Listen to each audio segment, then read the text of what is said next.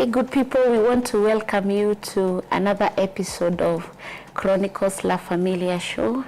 Today we will be discussing a major topic and issue that is affecting us as a generation, and it is the issues around parenting. We know we live in different times, and many of us have no way, we do not even know how to go about parenting because there is no teaching, there is no school where they teach us parenting. And today we have with us Mrs. Susan Karuga. She is a mother of 4 and she has managed to raise her children, 4 children, most of the time without a house help. And she has raised very wonderful kids that are responsible, that if they visited your home today, you're gonna be sure you will get a meal. They are able to cook meals, they are able to do their own cleaning after themselves, and even she has raised a son who is now studying medicine. So that is why we feel she's able to give us tips on how to raise children at these times that we are in. So we want to welcome you, Susan. Karibu sana. Thank you for accepting to come and be on set today and share with us your wisdom on parenting. Karibu sana. Please make our audience know you. Thank you. Susan Karuga is my name. Yes, what you said is true about me. I'm a mother, I'm a wife, but also I'm a high school teacher. And I think beyond that, I'm a disciple of Jesus Christ. Amen. And I think that's what informs my my life, also my parenting style. All right. Yes. So Karibu sana. Yes, thank you. You help us with these issues around parenting. Tell us, how are you able to raise children without a house help? I don't even know where to start. It's a long story. Yes. But as I was saying, parenting is a question of parenting style. All right. Which is depends on your mindset. Okay. So there are so many mindset. People have different choices and options for how they will parent their children. All right. Mine is informed by the Bible. I believe in the Bible. Yes. The Bible says that you train a child in the way they should go, and when they grow up, they will not depart from it. Amen. So that's my inspiration. All right. And so again, when I realized that I'm a parent, yes, I'm a believer. And one of the things that I believe is that children are given to us as gifts. Yes. That we are supposed to raise on the behalf of God. And so there's a place where these children are supposed to be going, meaning that we need to have a goal and objectives yes, for why I'm raising my children. All right. At the end, what do I want them to become? And so that's something that the Lord revealed to me actually in a moment of prayer. Yes. That why am I raising my children? So I needed to know and to pray, and together with my husband, we came up with a vision and a goal for why we are raising our children. And that is to raise, all of us, we have a vision in our house, and all of us, each one of us, we are supposed to be great godly leaders in our generation. Wow. Each one of us. Including the children? Including the children. Awesome. They be great leaders in their generation. Yes. We be great in our generation. Yes. Because God calls us in your generation. In our generation. So that's our vision. So we have that. We have our mission. So we say that, like in my house, is to be positive and to positively influence everyone I meet. Wow. For the glory of God. Wow. And so that's something we discuss. We remind ourselves every day, our mission for ourselves as individuals. Yes. I am a positive person, and therefore everywhere I go, I influence other people to become positive, because there's a lot of negativity in the world. True. I think that is something that parents need to have. Yes. That is a goal, a vision, and a mission. Why are you raising, why does your family exist? Where are you going with this? Or is just, so that even our families are different from other animals. You know, yes, them they just get the cars and everything. For us, there's a purpose. Our families, there's a reason for our purpose, for our families. Yes. Why are we together as a couple, and then why did God bring children into our lives? So having realized your purpose and your goal, then now you run with it. All so right. you must then become an intentional parent. You begin to put in place things that will make you achieve your goal or your purpose. Okay. You begin to align everything. You be intentional that, okay, so here we are. we want to become great godly leaders. So what does that entail? So we align everything that is done. So one of the things that I keep insisting on my children from when they were young, that if you are a leader, you must know more than the others, at least a little bit more. So you should be ahead of the you should be ahead of the pack. Yes. Otherwise, you know, a group is as strong as their leader. In the sense, Indeed. you can have a, as they keep on saying, you can have a pack of lions being led by a sheep or a hyena, something like that. Okay. So it's important that then you train your children then to go where you want them to go.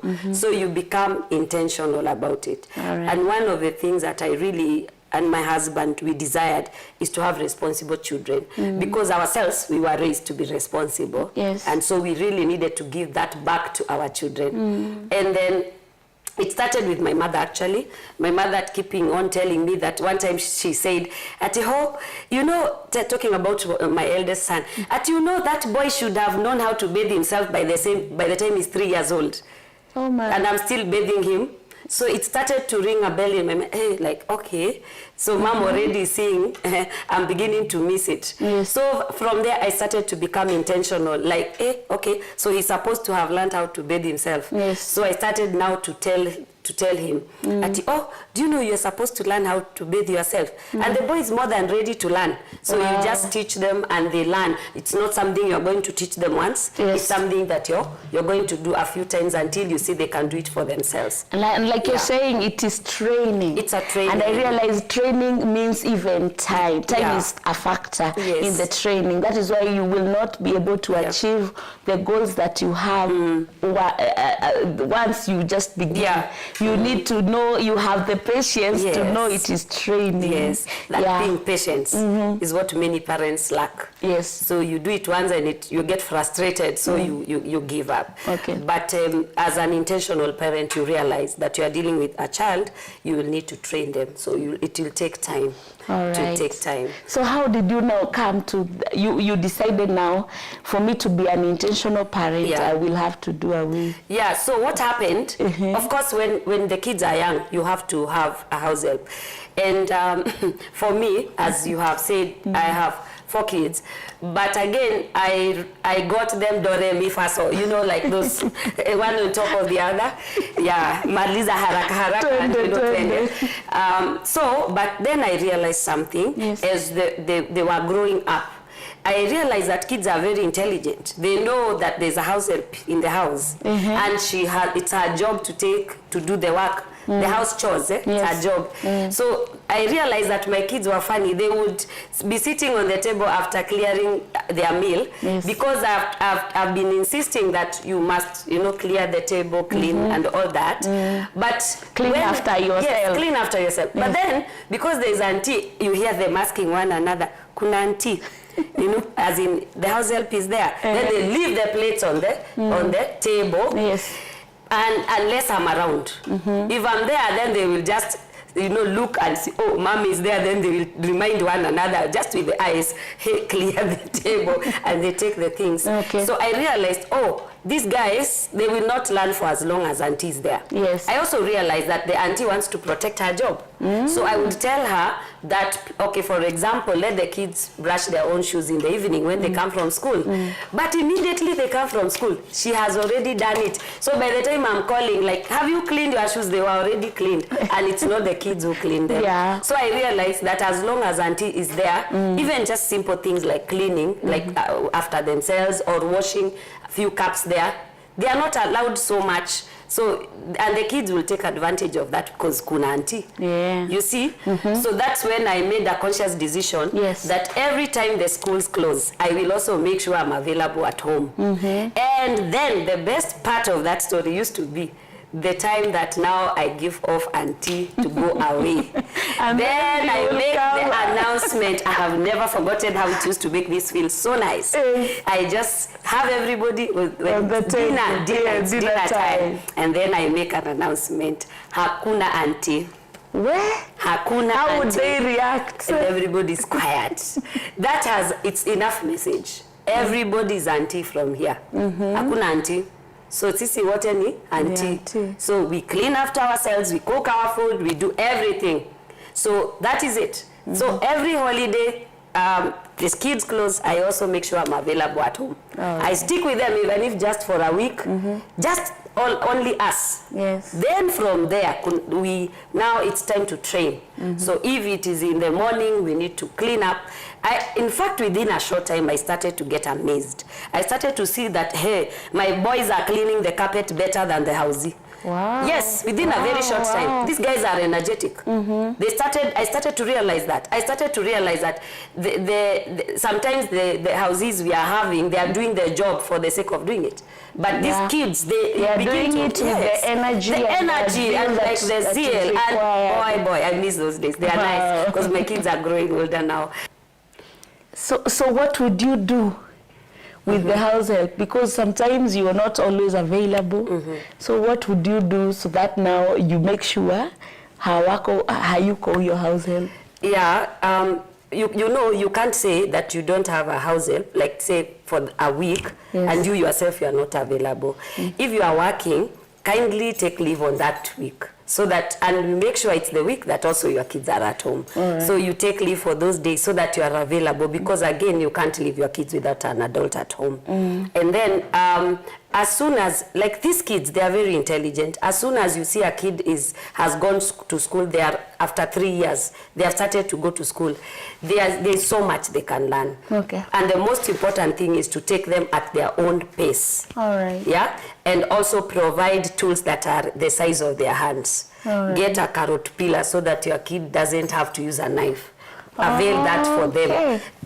Give them tools that they can use around the house that can fit in their hands. If you want them to be sweeping, give them a broom that can fit in their hands, not for the grown-up. Yeah, you make their work easier so that it's also fun. I have images of my kids washing utensils when they are climbing on a stool because they were 3 years old or 4 years old. And the thing that parents need to realize is that when kids are young, from when they are tiny, like 2 years, they start walking, they really want to help. They really want to help. You finish eating your food, they already want to take the plate to the kitchen. You stop them because you don't want the plate to be broken. And yet if it's broken, it's an accident. It wasn't intentional. The boy or the girl was just trying to help. But many parents put blocks on their ways. You stop them from So the kids begin to learn that my mother doesn't, my parent doesn't allow me to touch this, so why should I bother? Why should I bother? When I would be washing clothes, when my kids were young, I would have them. Kids love water. They want to play with the water. But you fear they will get pneumonia. But they won't. Especially right now, like when it's hot. When you are washing the clothes, allow them to do the washing. In fact, tell them they will be rinsing initially. And they are very happy. They wet themselves all over. I think I have an image of my youngest kid. We were washing clothes and then he got himself all wet. And then when I hung the clothes, he also hung himself outside to dry. Then he slept. I have kept that image for a later date. Occasionally I remove it. Yes, so it has also helped you bond with the children and create memories. You create very good memories. And so the other challenge I find with this is parents who are perfectionists. You want a spotlessly clean house. Utaki uchafu. So you want 2-3 house helps. So your kids will never get the skills.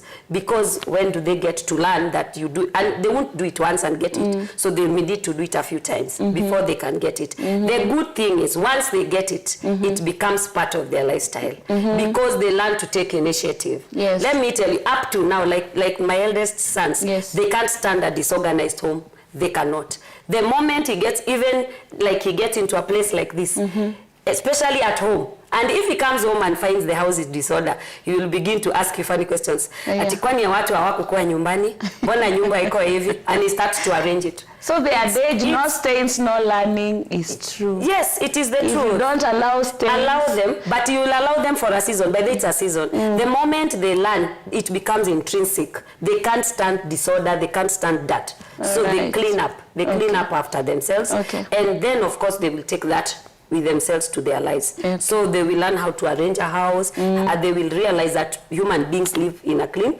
environment. One of the challenges you'll have is that, yes, you clean your bedroom for your son. So he doesn't know how to do it for himself. So he knows that it should be clean, but it's not my responsibility. So even when he leaves your space, he will be expecting other people to clean for him. But ideally, whose responsibilities is it? To train is my responsibility. It's my responsibility, but also I have my personal responsibilities to clean up myself. My clothes are my responsibilities. I'm the one who is going to wear them. So those are my responsibilities. If I transfer them to somebody else unless I pay them, you see, as in when you are an adult, that's what is going to happen. Cleaning my house will be my responsibility. Cleaning the utensils, if I want somebody else to do it for them, I'll have to pay them. You see, so the moment that the child embraces that, they begin to realize that I have my personal responsibilities, and which even in future they will still be my responsibilities. And if I want somebody else to do it for me, then I have to have empowered myself to earn so that I can pay them. Pay for the service. If you don't raise a responsible child, then take care of them for the rest of their lives. Don't just pamper them and you have not taught them responsibility and then drop them into the world. Because it's a complaint I have had with parents that my child cannot do this. My child, especially now as they grow older, you have an expectation. But you are telling us that it has to begin from the time they are small. You are actually given the first 12 years of your child to train them. Because after that, they begin to become resistant. As they become teenagers, they begin to have a mind of their own, and training them becomes harder by far. You start early when they are young. You become intentional, so that whatever you are training them when they were young, they will begin to manifest as they are becoming teenagers. So when you teach them how to cook, how to fix all those things, then later on when they are teenagers, in fact, they enjoy it, and then they begin to add their own creativity and their own tastes into it, and it becomes good. But if you never train them when they were young, as they grow older, especially in teenage, they become, they become moody and all that. Training them is going to be a climbing amount. It is going to be very hard. But if already they have those skills, then you are not worried, because if he is not doing it, or if she's not doing it, it's not because she doesn't know. In fact, at that time, even if you now then later reintroduce the issue of housing, that everybody's trained. Then you need the skill is inside of even them. if they are not making use of them. And those are the kind of kids, you see, they are also very particular about the kind of house help you bring. And if they even tell you, Mom, watch her to Kai, let's just be alone instead of that person, because she's not doing what we think should be done. They begin to say, no, let's just be by ourselves. Because they are saying maybe the person is not. But the point is, train them. I have seen in my experiences as a high school teacher very sad stories. You never trained your child, they can't wash their clothes. Then you dump them in a boarding school. And nobody is there to wash for them. My goodness, imagine a daughter. Imagine a daughter like that. They can't wash their even inner garments. Imagine they are dropped in school. You go and open their trunk, their box, where you almost faint. Because dirty things are packed there because they are trying to hide them from their peers. It really lowers their self-esteem. Kabisa, it does. It destroys that child. Because you can imagine the other kids begin to discover your daughter is like that. And you have put them in a boarding school. It's a sad story. So if you know that is you have not trained your child very well, please take them to a day school. Don't dump them in a boarding school. And then most parents will dump them and will believe that way they will become responsible. They will, but after what? After going through what? After going through what? A lot of emotional damage. This kid is constantly picked on by teachers. The socks are dirty, the collar is dirty, the kid never washed themselves up. The class nowadays is even, these kids of nowadays have become, very abrasive. They will begin even to say you are smelling in their class, such things. You can imagine the damage that it will do to the child. So until that child has gotten those skills, please stay with them. Because you are the one who raised them like that. So don't put them in the deep end and then hope they swim and survive. They find a way to swim. It won't be nice. All right. Yes. So tell us now, we go into the nitty-gritty of the training. I saw you carried even something to help us understand better how to go about it. I have a chart, but although this is really on the, maybe if you can hold there, I just came up with a mind map to just sort of help us to understand this parenting thing, because it's not easy. The parenting thing is not easy. It's not something that we can maybe discuss in one session or something like that. And because it has a lot of aspects to it. So here we have the parenting. Most of us, when a child maybe does not make it the way we thought, we blame the parenting style. But that's just one factor. Affecting the child, the overall growth of a child, outcome of the way the child will become at the end. Parenting style is one, but there are others. Like you can see here, we have the personality issue. It's going to affect your child. It has to do with my personality and the child's personality, and sometimes our personalities clash. Completely. Seriously, yeah, and especially if we have a same personality, wow, sometimes we can really get. Doesn't it augur better when you have the same personality? Because you already know, like, this child is conditioned to think like this. Yes. Or you can clash. You can clash because you are the same. So if I ground stand, then she ground stands. All right. Okay. If you are hard-headed, yes, then even strong-willed, yes, and a very strong. Then even her, she's like that. Then we get ourselves into that. Right. So if you are not conscious of that fact as a parent, you may be taken that route, which is not a good route of power struggle with your child. Yeah, you look like you look like you're competing. Yeah, like we are competing. Right. So I have said this, then even her, she has said this. So now we have a power struggle. So it's good to realize that also the personality will come into play. Then of course the environment. I must really insist about the environment. The environment has to do with the home. Yes. Where the child is being raised, it starts there. The immediate nuclear family, and of course the larger family. That is going to have an impact in your child's life. I'm reminded of one of my daddy's friends when we were being raised ourselves, and he brought his brother to stay with them. And he was a drunkard, and he was also a smoker. And this is the time he's raising his son. And the son caught that behavior to date. It has ruined his life. He became a drunkard of this cheap liquor. It's ruined his life to date. And it was just an environmental factor. The father was a pastor and the mother. But just so brought in the brother. You really matter. Because you are trying to help your brother. So you are brought into the home. He's now part of the home, but he has these struggles in his life, and they impact heavily on your son's life. It's very important to realize that those things are important. The nuclear family and the other extended family. It matters. You have seen that. Then of course the neighborhood. The neighborhood, the world is becoming a bad place, but some neighborhoods are worse than others. I know of a friend who moved from her own house in Nairobi, her personal home, to save the boys, the sons, because the neighborhood was destroying them because of drugs. And so she had to leave and go and rent elsewhere to just save her children. All right. So we are ready. We have to be ready to make some of these sacrifices. It's intentional parenting. That's what we say. I have a goal. There's what I want for my children. So I really need to say, if this neighborhood is affecting them negatively, what can I do? Can I move? Because I have tried to talk, I've tried counseling, it's not working. So what would you say about these sleepovers then? Well, they are dangerous. I fear them. I fear them unless you are really sure. I fear them. Because some of these wrong habits are taught during those sleepovers. Because you don't know what happens at night with the other person. You are not in control of that. So some of those habits are. And you talked, can even, that is why the cases of incest are on the increase. Yes. Even right now, we don't trust even our own relatives, unfortunately. You don't trust your brother, your sister, because you don't know what happens at night. And I think that is something that parents need to be careful about, especially when the kids are a bit younger, as in they can't defend themselves. They can't even talk about it. If you must bring somebody in and they will stay in your house overnight, sleep with your kids in your bedroom.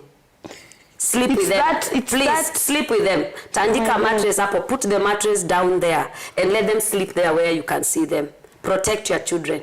Protect them. Don't make your child to sleep in the same room with another person. You don't know them.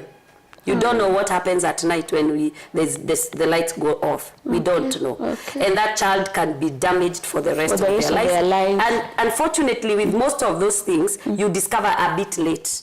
So thank you so much, Susan, for helping us with the many issues that we find ourselves grappling with as parents. And like you said earlier, we learn on the job. So thank you so much. We'll have you on the show. You have really impacted us already. Thank you for setting the model. So you need to subscribe to Maggie B. Kangai for such empowering talks and impactful talks that our generation needs. Subscribe to Maggie B. Kangai, and I'm found on every social media platform, Maggie B. Kangai. So thank you for tuning into Chronicles La Familia. We'll see you next time.